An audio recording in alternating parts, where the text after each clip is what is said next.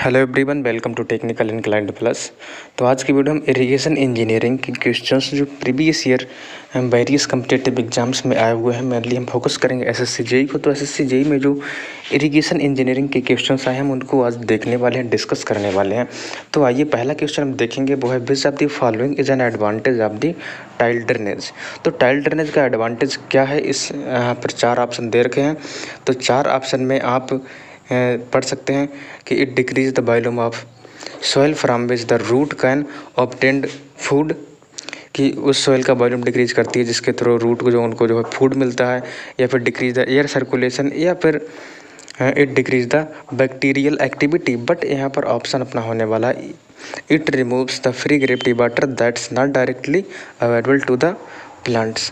तो tile drainage जो है, तो आप यहाँ पर इसके कुछ एडवांटेज यहाँ पर दिए हुए हैं, आप देख सकते हैं।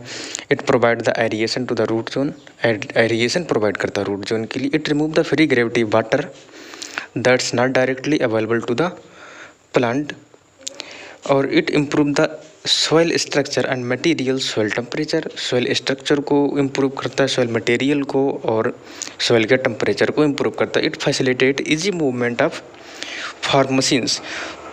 ओके, जब टाइल ड्रेनेज होंगी तो वहाँ पे क्या होगा, जो मशीन्स होती हैं फील्ड में, ओके, जो टाइल ड्रेनेज होती है ना, तो वहाँ पर हम एक ड्रेन बना देते हैं, उसके थ्रू वाटर जाता है फील्ड में, और जो हमारी मशीन्स होती हैं उनका इजी मूवमेंट हो सकता है फील्ड में।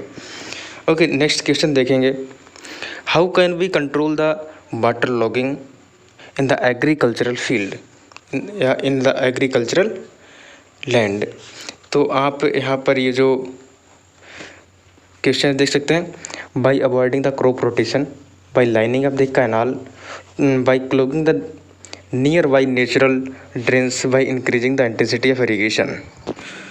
तो यहाँ पर ऑप्शन रहेगा water logging in the agricultural land can be controlled by the lining of canals. अगर हम कैनाल्स की लाइनिंग कर देंगे तो जो वाटर है ना साइड से, ओके, कैनाल की लाइनिंग आप जानते हो कुछ इस तरह से होती है, इस साइड में साइड्स में लाइनिंग कर दी जाती है और बेड पे लाइनिंग कर दी जाती है। तो इससे क्या होगा, जो कैनाल का वाटर है वो कैनाल में ही रहेगा, ना तो साइड से वाटर इधर जाएगा, ना ही बेड से वाटर कहीं जाएगा, तो वाटर लॉगिंग होगी नहीं। नेक्स्ट क्वेश्चन है, which technique of the water distribution in the farm is also called the trickling irrigation. तो ट्रिकलिंग इरीगेशन क्या है, तो 4 ऑप्शंस दे रखे हैं, border flooding and the drip irrigation and the sprinkler irrigation, और आपको नेक्स्ट मिलेगा फ्री फ्लडिंग। तो आप फ्री फ्लडिंग को यहाँ पर पढ़ सकते हैं कि हम एक मेन सप्लाई डिश बनाते हैं और वहाँ से हम डायरेक्टली इस तरह से एक ड्रेन बना करके, सब्सिडियरी डिश बना करके, और इधर वाटर को इस तरह से छोड़ देते हैं। That is called the free flooding. और बॉर्डर फ्लडिंग को आप जानते हैं ना, कि इसमें लेवीज बना दी जाती है, फील्ड लेते हैं, फील्ड में थोड़ी थोड़ी लेवीज बना दी जाती हैं इस तरह से, और लेवीज के थ्रू वाटर इधर जाएगा और इस तरह से उसमें इरीगेशन हो जाता है। नेक्स्ट आप देखेंगे, ये जो स्प्रिंकलिंग इरीगेशन होता है इसको हम ओवरहेड इरीगेशन बोलते हैं। स्प्रिंकलिंग इरीगेशन क्या होता है, आप ये देख सकते हैं डायग्राम में, आप ये देखेंगे कुछ नोजल्स होती हैं, नोजल्स के थ्रू वाटर को कुछ इस तरह से स्प्रिंकल कर दिया जाता है, मतलब बौछार कर दी जाती है वाटर की। और नेक्स्ट आप देखेंगे ड्रिप इरीगेशन। ड्रिप मीन्स क्या होता है भाई, ड्रिप मीन्स रूट जोन में जो फ्रूट्स होते हैं, जो फल होते हैं, या फिर जो कुछ और ट्रीज प्लांट्स होते हैं, तो उसमें डायरेक्टली उसके रूट जोन में फर्टिलाइज़र और वाटर को पहुंचा दिया जाता है। Orchard like the grapes, tomatoes and the cabbage the corn and the fruits, कुछ इस तरह के ऑर्चर्ड होते हैं, उनमें directly to the root zone में फर्टिलाइजर्स और वाटर जो होता है उसको पहुंचा दिया जाता है। नेक्स्ट क्वेश्चन आप देखें, 1 क्यूबिक डे इक्वल टू क्या होता है। 1 क्यूबिक डे, क्यूबिक का मतलब क्या होता है, पहले तो आपको क्यूबिक को समझना हो। क्यूबिक का मतलब होता है मीटर क्यूब पर सेकेंड, और डे का मतलब आप जानते हैं, day is the day, okay. तो क्यूबिक को बोलते हैं मीटर क्यूब पर सेकंड। तो अगर आप देखेंगे कि अगर डे इधर है वही सेकंड इधर है, कुछ इस तरह से आप देख सकते हैं ना, कि मीटर क्यूब पर सेकंड इनटू डे। अगर हम डे को यहाँ पर सेकंड में बदल लें तो कुछ ना कुछ हो जाएगा ना। यहाँ पे ये डे है, डे को अगर सेकंड में बदलेंगे तो यहाँ पर 86, एक दिन में 86,400 सेकंड होते हैं, 86,400 सेकंड होते हैं। तो सेकंड से सेकंड कट जाएगा ना, तो कितना बचेगा, 86400 मीटर क्यूब। अब आपको ये देखना होगा कि 1 हेक्टेयर में कितना क्या होता है। तो 1 हेक्टेयर में होता है 10⁴ मीटर स्क्वायर 1 हेक्टेयर में। तो अगर 86,400 को 10⁴ से डिवाइड करेंगे, आप देख सकते हैं 86,400 को 10⁴ से डिवाइड करेंगे, ओके, तो यहाँ पर ये क्या हो जाएगा, मीटर हेक्टेयर में बदल जाएगा और साइड से बचेगा अपना मीटर, तो इसको हम हेक्टेयर मीटर बोल सकते हैं ना। 10⁴ से डिवाइड करें तो यहाँ पे क्या आ जाएगा 8.64, ओके, यहाँ पर आ जाएगा 8.64 हेक्टेयर मीटर। तो यहाँ पर जो 8.64 वाला ऑप्शन है वही करेक्ट होने वाला है, तो ये हो जाएगा option D is correct. Next आप देखेंगे if the B is the base period equal to 100 days, duty equal to the 1400 hectare पर क्यूबिक, देन डेल्टा। आप इसका फार्मूला बहुत अच्छी तरह से जानते होंगे। ड्यूटी का फार्मूला क्या होता है 8.64 बी अपन डेल्टा,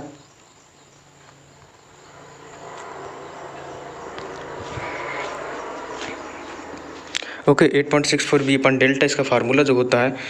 तो आप यहाँ से 8.64 ये हो जाएगा, बी की वैल्यू 100 रखी है यहाँ पर, और जो डेल्टा है डेल्टा की वैल्यू 1400 रखी है, और जब आप इसको कट करेंगे तो आपकी वैल्यू आएगी 0.6171 मीटर। तो आप इसको सेंटीमीटर बदलेंगे तो 6171 सेंटीमीटर आ जाएगा। अब नेक्स्ट क्वेश्चन यहाँ पर देखिए, what is the variation in the duty of water from the head of the main canal, okay. ये कह रहा variation in the duty of the, ये देखो ड्यूटी, ये जो रिवर होती है, रिवर से मेन कैनाल हमने इधर से निकाली, यहाँ पर ये जो हेड है यहाँ पर ड्यूटी ऑफ वाटर, और टू द ये फील्ड यहाँ पर एक छोटा सा है, यहाँ पर ड्यूटी ऑफ द वाटर, यहाँ पर हमने मेन कैनाल एम कर दिया, यहाँ पर एफ कर दिया, तो यहाँ पर वाटर की ड्यूटी और यहाँ पर वाटर की ड्यूटी, इसमें क्या वेरिएशन होगा। तो यहाँ पर मेन कैनाल में वाटर ऑफ ड्यूटी ज़्यादा होगी या फिर फील्ड में ड्यूटी ऑफ वाटर ज़्यादा होगी। तो यहाँ पर आपको ये देखना होगा कि वाटर कहाँ कहाँ से होकर के जा रहा है। तो वाटर डायरेक्टली मेन कैनाल में जा रहा है तो यहाँ पर वाटर की ड्यूटी बहुत कम होगी, क्योंकि और जब फील्ड में जाएगा तो इतना एरिया घूम करके जाएगा, तो वाटर की ड्यूटी, वाटर को यहाँ भी थोड़ा अपना लॉस दिखाना होगा, यहाँ भी लॉस, यहाँ भी लॉस, पूरे इलाके में लॉस दिखाना होगा। उसके बाद ये फील्ड में पहुँचेगा जाके, in the sense duty of water in the field is greater than the duty of water in the main canal. Next question आप देख सकते हैं, in the irrigated area 12 metre cube per second of water in the water is diverted to a field 32 kilometre square for the 4 hour soil moisture measurement in the field done after the irrigation showed that the 0.4 meter of water has been stored in the root zone. The water application efficiency कितनी होगी water application, okay. तो फिर इस case में water application efficiency को calculate करने के लिए, वाटर एप्लीकेशन एफिशिएंसी को कैलकुलेट करने का फार्मूला होता है eta equal to the water stored in the root zone WS upon water delivered to the field। तो stored in the root zone हमें तो मालूम है 0.4 मीटर, और delivered to the field हम कैलकुलेट कर सकेंगे क्योंकि हमारे पास सारा का सारा डेटा दिया हुआ है। तो ये देखिए कि 12 मीटर क्यूब पर सेकेंड इतना डिस्चार्ज दिया जा रहा था 4 घंटे के लिए, कितने एरिया में, ये 0.32 किलोमीटर स्क्वायर के एरिया में। तो आप इसमें डायमेंशंस, ये जो यूनिट्स होती है, यूनिट को कन्वर्ट करेंगे, और यूनिट्स को कन्वर्ट करने के बाद जब आप थोड़ा इसको सॉल्व करेंगे, सिंप्लीफाई करेंगे, ओके, और उसके बाद आप जब 0.4 ऊपर मीटर है तो आप इसकी डायमेंशंस को सेम कर लीजिए, ओके, और नीचे आप यहाँ पर ये जो दे रखा है 12 और 4 घंटे की इसने बात करी, 4 घंटे को आप 3600 से और मल्टीप्लाई करिए, क्योंकि आप इसको भी सेकंड में बदल लीजिए क्योंकि यूनिट सेम हो जानी चाहिए। और 32 ये जो मीटर स्क्वायर होता है ना, तो इसके लिए आप इसका 6 कर दीजिए किलोमीटर स्क्वायर को मीटर में चेंज करने के लिए। अब आप यहाँ पर जो भी देखेंगे सब सिंप्लीफाई करने के बाद आपकी जो वैल्यू आएगी 74%। We can say in the situation the water application efficiency the 74.1%। Option आप क्लिक कर सकते हैं, option C is the correct. Next question हम यहाँ पर देखेंगे, Among the classification of canal based on the alignment criteria, identify the canal in which the number of cross drainage work is maximum. तो contour canal होती है, इसमें number of cross drainage work maximum होगा। क्यों? क्योंकि आप देख सकते हैं कि कंटूर कुछ इस टाइप का होता है ना कि सेम एलिवेशन के पॉइंट्स को मिला करके कंटूर कैनाल बनाई जाती है। तो सेम एलिवेशन के पॉइंट्स आपको कहाँ कहाँ पर मिलेंगे वो आपको डिफाइन करना होगा। तो हो सकता है कि उसके लिए आपको सेम एलिवेशन के पॉइंट के लिए आपको कुछ ज़्यादा एरिया कवर करना पड़े, तो उस सिचुएशन में आपको number of cross drainage work ज़्यादा करने होंगे। नेक्स्ट क्वेश्चन आप देखेंगे, यह विच of the following rivers in alluvial flood plains flow in 2 or more channels around the alluvial island। तो ये कोई ऐसी हमने एलुवियल कैनाल बनाई है जो एलुवियल आइसलैंड के चारों तरफ 2 या 2 से अधिक चैनल्स के रूप में घूमती है, तो हम उसको क्या बोलेंगे? तो उसको हम बोलेंगे मेरे दोस्त ब्रेडेड रिवर। तो ब्रेडेड रिवर आप यहाँ पर देख सकते हैं, यहाँ पे ये चारों braided river, flashy river, virgin river और टाइडल रिवर। तो आप यहाँ पर देखते हैं ब्रेडेड रिवर क्या होती है? ये river when a river flows in 2 or more channels around the alluvial island is known as the braided river। और वर्जिन रिवर की आप बात करेंगे when the water in a river completely dries, जब किसी रिवर में वाटर कम्प्लीटली ड्राइज हो जाता है before the joining another river, दूसरी रिवर में या फिर ओशियन में रिवर जब ज्वाइन हो गई ओके, तो उससे पहले ही उसका पूरा का पूरा वाटर सूख जा रहा है, तो उस रिवर को हम बोलेंगे वर्जिन रिवर। फ्लैसी रिवर हम क्या होता है? फ्लैसी रिवर में अगर फ्लड राइज कर रहा है या फिर फॉल कर रहा है, राइज या fall, if the flood rise और fall in a river is sudden, अचानक से, तो ऐसी रिवर को हम बोलेंगे फ्लैसी रिवर। और टाइडल रिवर आप जानते हैं, river which receives water from the tide in the ocean is called the tidal river. Next आप देखें, if the crest length is equal to the width of the channel then it is called. तो इस type की beer जहाँ पे crest length width of the channel के बराबर है, तो इस सिचुएशन में जो भी बियर होती है उसको डिफॉर्म्ड नॉन सप्रेस्ड नहीं बल्कि वहाँ पे उसे सप्रेस्ड बियर बोलते हैं।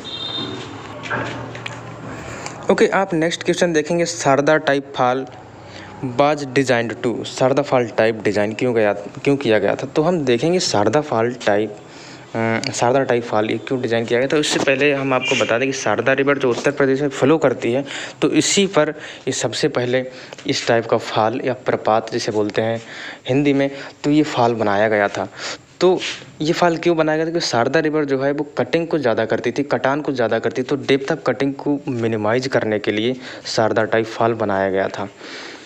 तो आप देख सकते हैं फॉल क्यों बनाया जाता है? ये बनाया जाता है to destroy the maximum energy of the water. जो एनर्जी होती है वाटर की, ठीक है, उसको डिस्ट्रॉय, तो एनर्जी को डिस्ट्रॉय करने के लिए ही शारदा टाइप ये फॉल बनाए जाते हैं। तो Sarda type fall to maximise the depth of cutting के लिए, to minimise the depth of cutting के लिए बनाया गया था।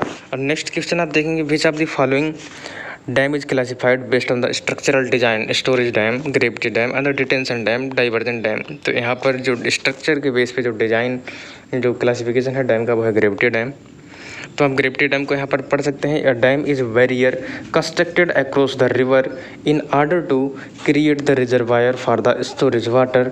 वाटर को स्टोर करने के लिए जो रिवर की क्रॉस जो रिवर के अक्रॉस डायरेक्शन में जो स्ट्रक्चर बनती है, स्ट्रक्चर को कंस्ट्रक्ट किया जाता है, जो बैरियर को कंस्ट्रक्ट किया जाता है, हम उसी को बोलते हैं डैम। नेक्स्ट ग्रेविटी डैम आप देख सकते हैं कि ग्रेविटी डैम क्या था? ये एक सॉलिड मैसनरी कंक्रीट स्ट्रक्चर होती है with an approximate triangular cross section in such a way that the external forces exerted on it by resisted external forces जो होते हैं वो रजिस्ट कर दिए जाते हैं ऑन इट्स सेल्फ वेट या बाई इट्स सेल्फ वेट, ठीक है। टाइप ऑफ ग्रेविटी डैम आप देख सकते हैं, लो डैम होता है, मॉडरेट डैम होता है, हाई डैम होता है। तो ये लेंथ के हिसाब से होता है कि या हाइट के हिसाब से आप देख सकते हैं 100 फीट का अगर डैम है तो उसको हम लो डैम बोलेंगे। 100 से 300 फीट की हाइट का अगर डैम है तो उसको मॉडरेट, अगर 300 फीट से भी ज़्यादा है तो उसके हाई डैम। ये देखिए falls is constructed to.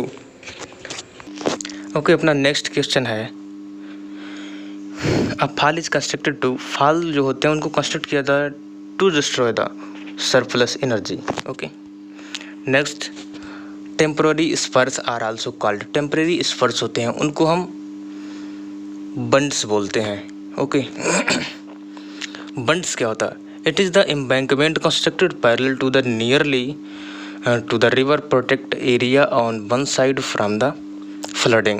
It designed on the same principle as an earth dam. जैसा कि अर्थ डैम होता है, इसी के प्रिंसिपल पे हम बंड्स को बनाते हैं। Bunds is like the embankment. Next, groynes आप जानते हैं, groynes may be aligned either perpendicular the bank or at an the angle pointing the upstream or the downstream. Grines are the structure constructed to transverse to the river flow extending from the bank into the rivers. Next question आप देखेंगे, an overflow dam is also known as, overflow dam को हम और क्या बोलते हैं? overflow dam को हम बोलेंगे spillway। स्पिलवे आप देख सकते हैं, और इससे आप ये भी देख सकते हैं कि हमने इसको ओवरफ्लो डैम क्यों बोला है, क्योंकि हम देखेंगे स्पिलवे के साइड से एक छोटा सा पासेज होता है जिसके थ्रू वाटर पास कर सकता है। जो एक्स्ट्रा सरप्लस वाटर होता है उसको हम पास कर देते हैं, तो that is called the spillway. Spillway is the type of overflow dam. तो आप इसके इसेंशियल रिक्वायरमेंट्स देख सकते हैं और स्पिलवे को पढ़ भी सकते हैं। Spillway crest is the uppermost part of the spillway over which the water discharges. Next question आप देख सकते हैं, company has proposed to design a weir across the river in the alluvial soil. The piezometric head at the bottom of the floor is computed is 10 meter and the datum is 3 meter below the floor bottom. Assumed the standing water depth above the floor is 2 meter and the specific gravity of the floor material is 2.5 and the required minimum thickness of the floor. minimum thickness of floor क्या होनी चाहिए? आप यहाँ पर देख सकते हैं कि हम ये टी कैलकुलेट करना है, ये छोटा सा टी कैलकुलेट करना है, और ये जो वाटर लेवल दे रखा है, और जब फ्लोर का बॉटम आप देख सकते हैं ये कुछ ये दे रखा है, और ये डेटम बॉटम से 3 मीटर नीचे डेटम है। ओके, अब आप यहाँ पर देखें पीजोमेट्रिक हेड 10 दे रखा है। पीजोमेट्रिक हेड इक्वल टू क्या होता है? Pressure head plus datum head. तो डेटम हेड हम जानते हैं 3 है और पीजोमेट्रिक हेड अपना 7 है, तो प्रेशर हेड 7। ये जो पीजोमेट्रिक हेड 10 है और डेटम हेड 3 है, तो 10 में से 3 जब घटाएंगे तो 7 निकल आएगा। This is pressure head. बेटा फ्लोर एंड द बेटा water above it will counteract this upward pressure head. तो बेटा फ्लोर एंड द बेटा water above it counteract the upward pressure head। तो इस सिचुएशन में आप यहाँ पर देख सकते हैं 2GW हमने बोला है प्लस, तो आप ये देख सकते हैं ना कि यहाँ पर हम क्या बात करने वाले हैं। हम ये कहेंगे कि ये जो चीज़ है, ये जो ऊपर का जो पोर्शन है, ये नीचे वाले पोर्शन को काउंटरैक्ट कर रहा है। तो नीचे वाले पोर्शन में अगर हम इसमें प्रेशर हेड की बात करें तो 7 × GW और 2GW 3 × G, और फिर आप यहाँ से देख सकते हैं कुछ GW की वैल्यू आपको 1 रखनी होगी, तो 2 और 2.5, और इधर से हम 7 में से 2 घटाएंगे तो बचेगा 5, और 5 को 2.5 से डिवाइड करेंगे तो आएगा 2 मीटर। तो आप यहाँ पर ऑप्शन देख सकते हैं, option B is the correct.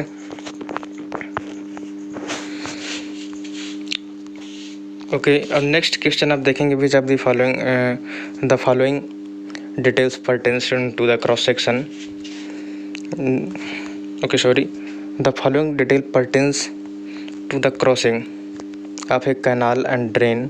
Bed level of the canal plus का 211, full supply level of the canal is the 1.8 and the bed level of the drain is 209.4 and the high flood level of the drain is a 2.2 meter and the suitable type of the cross drainage work। तो इस situation में कौन सा cross drainage work किया जाएगा? एक तो बात आपको पता चल गई होगी ना कि कैनाल का लेवल 211 है और ड्रेन का लेवल 209 है। तो यहाँ से हमें ये पता चल गया एक्वेडक्ट होगा, लेकिन कौन सा एक्वेडक्ट होगा? तो ये साइफोनिक एक्वेडक्ट होगा। तो आप इस तरह से कुछ ये जो वैल्यूज़ हैं, वैल्यूज़ के बेस पे आप डायग्राम क्रिएट करिए। डायग्राम क्रिएट करने के बाद जो अगर आपको सिफोनिक एक्वेडक्ट नहीं क्लिक हो पा रहा है तो आप कमेंट बॉक्स में कमेंट करिए, तो उसका सलूशन मैं फिर से दूंगा। ओके, तो इसमें ऑप्शन करेक्ट है siphon aqueduct। Okay, thank you. तो आज की वीडियो में इतना ही कि